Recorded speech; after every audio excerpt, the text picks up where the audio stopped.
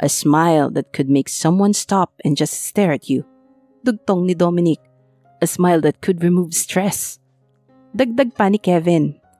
Pakiramdam niya ay namula ang kanyang pisngi dahil sa mga narinig. Will you all shut up? Miss Montecillo, don't mind them. May mga saltik ang mga yan kaya kung ano-ano na lang ang pinagsasasabi. Kahit kailan talaga, kontrabida itong boss niya. Minsan na lang siya kiligin eh. Kaya pala natulala ka rin, Juan Carlos. Singit ni Vince. Magsilayas na nga kayong lahat, nakakaistorbo na kayo. Patuloy na sigaw nito. Mr. Villaflor, can you lower your voice? Sigaw ka ng sigaw. Hindi naman kami mga bingi rito. Ang sakit sa tenga. Bulyaw niya rin dito. Namumuro na kasi to. Kaya kahit sisantihin pa siya, wala na siyang pakialam. Bakit bang init ng ulo mo? Ano ba problema mo? Nag-cross arms pa siyang humarap dito. Nakita niyang natigilan nito, pati ang mga kaibigan nito. Napasobra yata siya. Tumikhim siya ulit at nagtanong, anong size ng junior mo? Pag-iiba niya ng usapan. What? Sigaw muli nito. Napapikit siya. Pwede ka naman sumagot ng hindi sumisigaw. Ang sabi ko, anong size ng junior mo? Yan o. Ngumuso pa siya para ituro ang nasa gitnang hita nito. Mabilis naman itong tinakpan yun gamit ang mga kamay. What kind of question is that, Miss Montecillo? Buti naman at hindi na ito nakasigaw, pero bakas ang galit sa boses. I'm just curious. Pinapangarap ko rin kasi magkaganyan. Malay natin, one of these days mangyari yun. At least, alam ko na kung anong size ang ipapalagay ko. Mukha kasing daxi ang sayo. Napapaiyak ba niya ng mga chika babes? Walang preno niyang wika rito. Sa totoo lang ay hiyang-hiya na siya sa mga pinagsasasabi niya. Hindi niya alam kung saan siya kumukuha ng kapal ng muka. Ang nasa isip niya lang ay ang asarin nito. Narinig niya ang pagsinghap ng mga kasama nila at ang panlalaki ng mga mata ni Dragon. What the fuck? Shit! Sunod-sunod na mura nito. Napatayo pa ito sa upuan. Nakakarami ka na ng mura ah. Bad yan. Baka hindi ka na sa langit mapunta. Dagdag niya pang inis dito. Sinamaan siya nito ng tingin. What is your problem, Miss Montecillo? I'm your boss and you are talking to me about this nonsense and stupid things? Nagtitimping saad nito habang masama pa rin ang tingin sa kanya. Umiwas siya ng tingin. Wala siya sa mood makipagtitigan dito dahil sa mga pinagsasasabi niya. Nagkunwari siyang may kukunin sa lamesa nito nang bigla itong umatras palayo. What are you doing? Nagkakandautal pa nitong tanong sa kanya. Baka may ipapahatid kang mga documents. Let me see. Akmang ihahakbang niya muli ang mga paa nang sumigaw ito. Stop right there. I'm not done yet, so better leave. Out! Parang tanga lang. Before I leave, gaano nga kahaba? Patingin ako. Wala lang naman sa akin yan. Hindi ko pag-iinteresan yan, no? Magkakaroon din ako niyan someday. Tapos ipapakita ko sa'yo. Akmang muli siyang lalapit nang tumakbo ito sa gawin ng mga kaibigan. Nakita niyang nagpipigil ng tawa ang mga ito. Ang damot mo naman, Mr. Villaflor. How about mine? I can show it to you, but in a private room. Ngising asong wika ni Kevin. Bigla siyang napalunok. Huwag niyo naman akong seryosohin. That's a good idea. Pilit siyang ngumiti rito. Kevin, don't take her seriously. Narinig niya ang pagsalungat ni Dragon. Pinalungkot niya ang muka. I really want to have a long and big hot dog so I could make the one I love happy and she will not leave me. Bumaling siya kay Vince na ngayon ay nakakunot noong nakatitig sa kanya. Why are you looking at me? Na para bang ang laki na kasalanan ko sa'yo? Hindi ba? Balik tanong niya rito. Nakita niyang nanlaki ang mga mata nito. You don't mean it's Clara you're talking about, right? Bakas ang pangamba sa boses nito. Nanahimik siya. I remembered I have a meeting. I have to go. Pagpapaalam nito. Wait, hindi ko pa nasasagot yung tanong mo? Awat niya rito. No need to answer. I have to go. Bye. At mabilis itong kumaripas ng takbo. Gusto niyang humagalpak ng tawa, pero naalala niya na may mga kasama pala siya. Miss Montecillo, go back to your work. Utos ng Dragon sa kanya. Inirapan niya lang ito at tuluyan ng lumabas ng opisina nito. Hindi na niya kasi mapigilang matawa sa mga reaksyon ng mga ito. Lalong-lalo na si Vince. Siguradong magsusumbong yun kay Clara. I hit 2 birds in 1 stone. Get out of my office, now! Bulyaw ni AJ sa mga buwisita niya na kanina pa nagtatawanan na para bang wala ng bukas. I just can't help it, bro. Your secretary is something, sabi ni Dominic sa kanila habang patuloy pa rin sa pagtawa. Vince's reaction is more funny. Ano kaya ang ini-imagine nung gagong yun? Singit naman ni Kenneth. Do you think she's really a lesbian?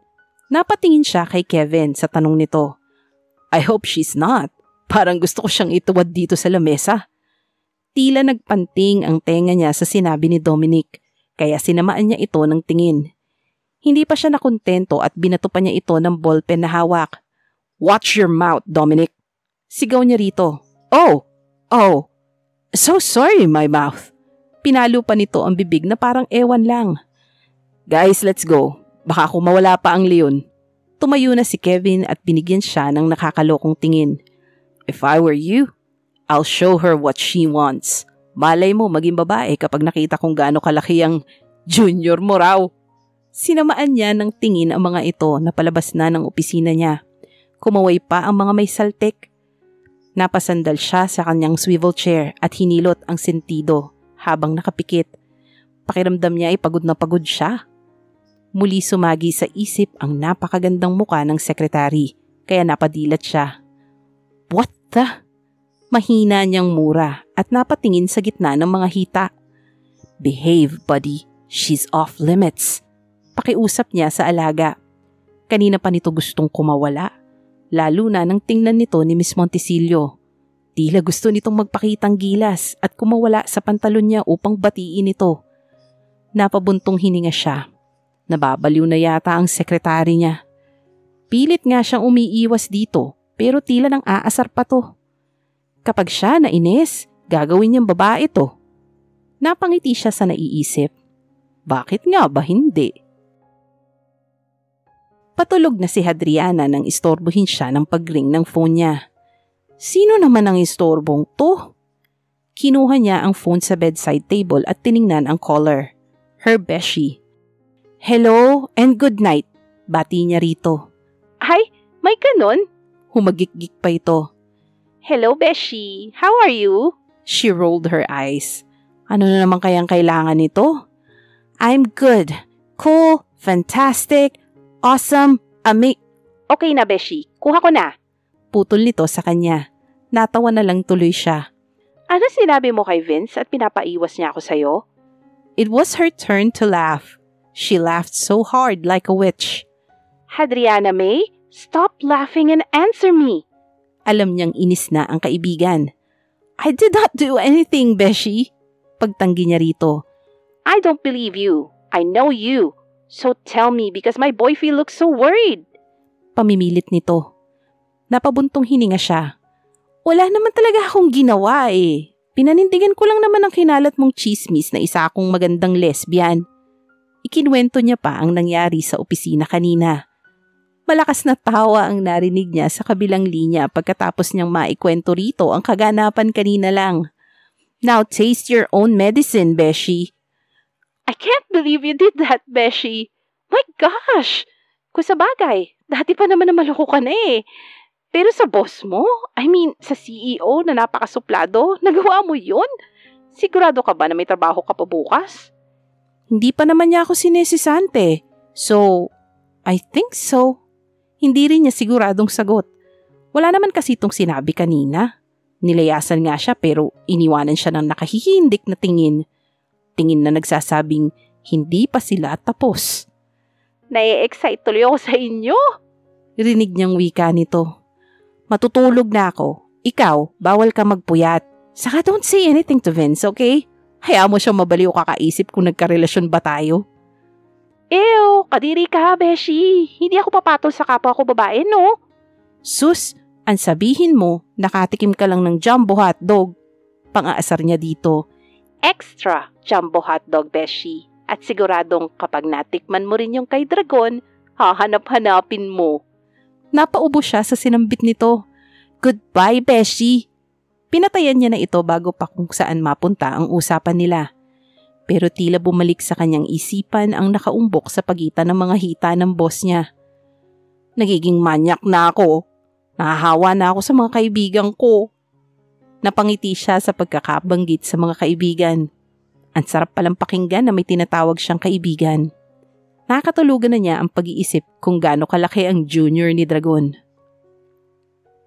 Naging normal ang araw ni Adriana. Dumating si Dragon pero umalis din agad. Sabi nito may meeting daw sa labas. Deadma lang siya at tinuloy ang pagtatrabaho. Mas okay nga yun dahil walang sisira ng araw niya at sana hindi na ito bumalik. Nagpunta siya ng pantry para magtimpla ng kape. Pangalawang tasa niya na to. She loves coffee. Pakiramdam niya kulang ang araw niya kapag hindi siya nakakatikim ng kape. Pabalik na siya sa table niya nang matuon ang tingin niya sa private elevator nang magbukas ito at iluwa ang boss niya. She can't really deny that he is fucking handsome. Lalo na ngayon hawak lang nito ang suit at nakapatong sa balikat habang ang isang kamay ay nakapamulsa. Bakat na bakat ang matipunong katawan nito sa suot na navy blue long sleeves. Why so yummy like this? Tumingin ito sa kanya. Kaya nahuli siya nitong titig na titig dito. Nakita niyang ngumisi ito. Huminto pa ito isang hakbang mula sa kanya. If you're dreaming about having this kind of body, better forget it because you won't. Sarkastiko nitong sabi. Imbis na patulan ay binati niya na lang ito. Good morning, Mr. Villaflor. How's your meeting? Nawala ang ngisi nito at mataman siyang tinitigan. Sinalubong naman niya ang tingin nito. His green eyes. Why do I feel calm while looking at it? Ang ganda talaga ng mga mata mo. Pangalawang beses ko na makakita ng kulay berdeng mga mata. Hindi niya napigilang sambit. Nakita niyang kumunot ang noo nito at iniwas ang tingin sa kanya. Bring me coffee. Utos nito bago siya tuluyang iwanan. Napangiti na lang siya habang sinasariwa ang imahe ng mga berdeng mata nito. Hindi alam ni AJ kung bakit parang nakaramdam siya ng inis nang sabihin ng kanyang secretary na pangalawa siya sa nakita nitong may taglay na green eyes. Second? I've never been a second choice. Madiin niyang saad. That's why I saw recognition in her eyes the first time our eyes met. Ikaw lang ba ang may green eyes at anong second choice? Ang sabi, pangalawang nakita niya, hindi pangalawang pinili. Magkaiba yun. Huwag kang assuming, baka nga wala ka naman sa choices. Kontra ng isang bahagi ng isip niya. Napamura siya nang ma-realize na tama ang sinasabi ng isang bahagi ng isip niya. Well, I will make sure. I will be the only choice she will have. Total, hindi umubra ang pag-iwas ko sa kanya. Pues, ibahin ko ang paraan. Yung siya mismo ang tuluyang lalayo sa akin. Because I can't love her. I can't. Napabuntong hininga siya sa naisip. Ayaw niyang maging makasarili sa pangalawang pagkakataon. Ayaw niyang makasakit. Hanggang hindi pa malinaw ang nawawalang nakaraan niya, ay wala siyang karapatang magmahal. Come in. Nabalik siya sa sarili nang marinig ang katok mula sa labas. Matamis na ngiti ng secretary ang sumalubong sa kanya habang daladala nito ang kanyang kape. Do you need anything, Mr. Villaflor? Tanong nito pagkatapos mailapag ang tasa ng kape. Leave! Malamig niyang wika rito. Wala naman itong pagtutol na mabilis ding lumabas. His friends are right.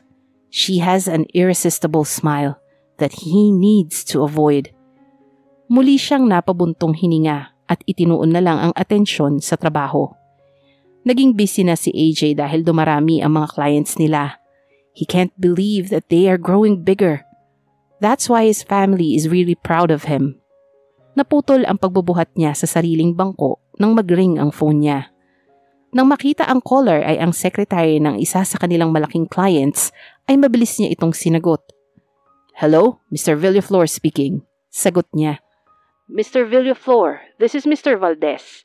Sagot mula sa kabila. Napaayos siya ng upo at biglang kinabahan. Anong dahilan ng pagtawag nito? Good day, Mr. Valdez. Is there any problem? Kinakabahan niyang tanong dito. Yes, I need to travel back to Canada because there is an emergency. Now, I want you to come here to the office and bring the contract. I want to sign it before I leave because I also need to start the project and I'm not sure when I'm coming back. Can you make it? My flight is at 12 in the afternoon. If you can't make it, we need to hold the transaction. Mahaba nitong paliwanag. Napatingin siya sa orasan. It's already 10:45 in the morning at malayo-layo ang opisina nito. Of course, I'll bring it there right now. Good. Okay, bye. Napapikit siya pagkaputol ng tawag. Kailangan niyang mapapirma to. Mabilis siyang lumabas ng opisina niya. Miss Montecillo! Nakita niyang nagulat ito dahil sa pagsulpot niya. Ay, palaka! Narinig niyang sambit nito at hinawakan pa ang dibdib. Mr. Villaflor, bakit naman bigla kasi kayong sumusulpot? Bakas ang inis sa boses nito. Magugulating ka pala, hindi ko alam. Ngumisi pa siya rito. Where is the contract of Valdez Company? Nandito po. Kailangan niyo na ba? Hindi po ba sa makalawa pa ang schedule ng pirmahan? Oo, pero may emergency na nangyari. Kailangan niya bumalik sa Canada at tinawagan niya ako para dalhin na lang sa opisina niya para mapirmahan ngayon. Dahil hindi pwedeng maudlot ito, maraming maapektuhan. Wait, why do I need to explain it to you? Nag-aabol ako ng oras dahil 12 p.m. ang flight niya, kaya akin ang kontrata. Mahaba niyang litanya rito. It's already 11 in the morning. Malayo-layo ang opisina niya mula rito. Rinig niyang sabi nito bago may kinuhang folder at inabot sa kanya. Do you think you'll make it? Pabalagbag niyang kinuha ang folder dito at bumalik siya sa kanyang opisina para kunin ang kanyang suit at susi ng kotse. Pagkalabas niya ay may kausap ito sa phone. Lalagpasan na niya sana ito nang hawakan nito ang braso niya. Sinamaan niya to ng tingin. Okay, leave it to Manong Diego. Thanks! What the? Don't you see I'm in a hurry? Bulyaw niya nang maibaba nito ang tawag. I'm coming with you. Binitawan nito ang braso niya. May kinuha itong isang black leather jacket at isinuot. Napakunot siya. What's with this woman? You can't make it if you'll use your fucking car. You almost have less than an hour. Nauna na itong naglakad sa private elevator niya. Napasunod na lamang siya rito. May point naman ito. Pero anong may tutulong nito? Nang biglang may pumasok na ideya sa kanyang isipan. Magsasalita pa sana siya nang bumukas na ang elevator. Tuloy-tuloy itong lumabas. Nang makarating sa may entrance ay may iniabot si Manong Diego rito. Isang susi. Hindi niya alam pero parang may sariling isip ang mga paa niya na kusang sumusunod dito. Tinatahak nila ang daan patungo sa parkingan ng mga motor. Mahina siyang napamura nang huminto ito. Ginamit ito ang susi at binigay rito upang buksan ang isang motor at kinuha nito ang isang helmet. Inabot nito sa kanya. Here, wear it, utos nito. What the? No, I won't ride on that fucking motor of yours. Madiin niyang pagtanggi sa inaabot nitong helmet. You don't have a choice, Mr. Villaflor. Pwera na lang kung gusto mong magkaroon ng malaking problema. Ito na mismo ang nagsuot ng helmet sa ulo niya. Hindi naman ito nahirapan dahil matangkad na babae ito. Sa height niyang 6 feet 1 inch, ay hanggang baba niya naman ito. Sinundan niya ito ng tingin nang magpunta ito sa kabilang motor. Nakita niya ang nakaukit sa may likuran ng motor. Sky. Sa pagkakatanda niya ay yun ang pangalan ng motor nito. Ibig sabihin, yun ang pagmamayari nito. Kung ganun, sinong may-ari ng isa? Sakay na! Napapitlag siya nang makita na ito sa may tabi niya at nakasakay na sa motor nito. She's driving a Mio at tama si Vince. She got a good taste in her motor. Napalunok siya. The first time he rode a motor is when his cousin Vince was teaching him and he threw himself. Nagkapasa siya at nabalian pa ng buto. Simula noon ay sinumpa na niyang hindi na siya sasakay sa kahit na anong klaseng motor.